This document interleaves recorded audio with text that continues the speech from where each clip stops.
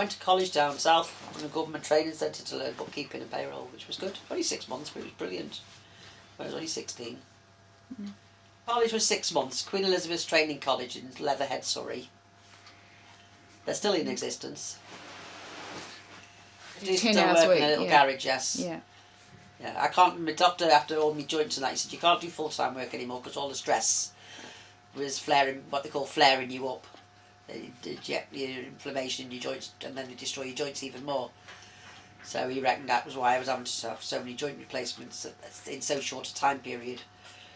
So he said you can only do part-time work, and that's if you've got a good employer that if you have a mad day you can have the day off, etc. And they make adaptations for you. So yeah, I'm very lucky. I've had a few good employers.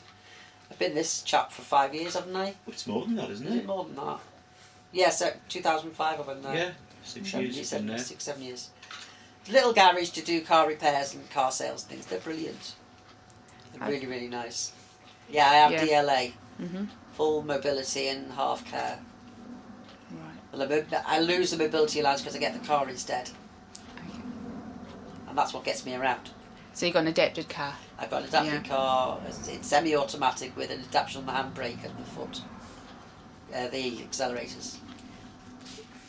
They do some housework for me. Help me wash my hair, help me have showers. Put creams on my feet because I can't reach below my knees and I have problems with my feet. So I have to have creams on my feet. And take me out shopping and socialising. Yeah. I had to go in hospital in 2010 for an operation on my neck at Walton. That's right, you told me. The bone slipped and pressed on my spinal cord.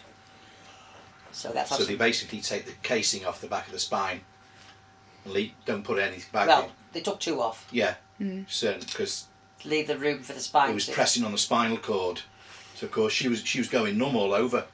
I had to do everything. She couldn't walk. You couldn't write, could you? No. My writing when I tried was like a 2-year-old's. Right. You just can't control it. So you couldn't feel. No. This knee was replaced when I was 25 in 1975. That's the left knee. The right knee was replaced at the same time, a couple of weeks later, and that was at Wrightington Hospital. They're a brilliant place.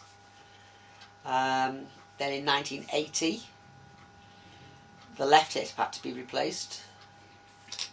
Then in 1989, the left knee had to be re-replaced again because it had gone.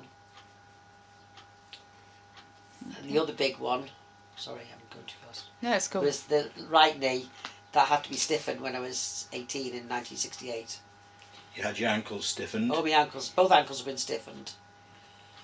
Okay, what do they do there? Is it like holding it in place so you can't... So as it doesn't grind and so that you lose the mobility? No, my ankles were going over. Yeah. Like that. Turning. So I was walking on the sides of my feet. Eventually they would have gone all the way and I wouldn't be able to walk.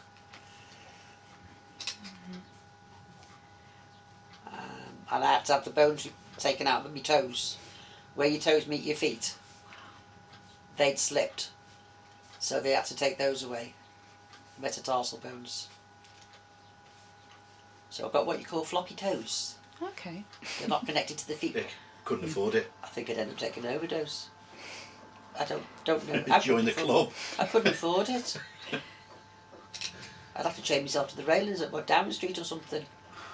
I don't know, because if it was have to pay, I'm not sure how it's supposed to be going.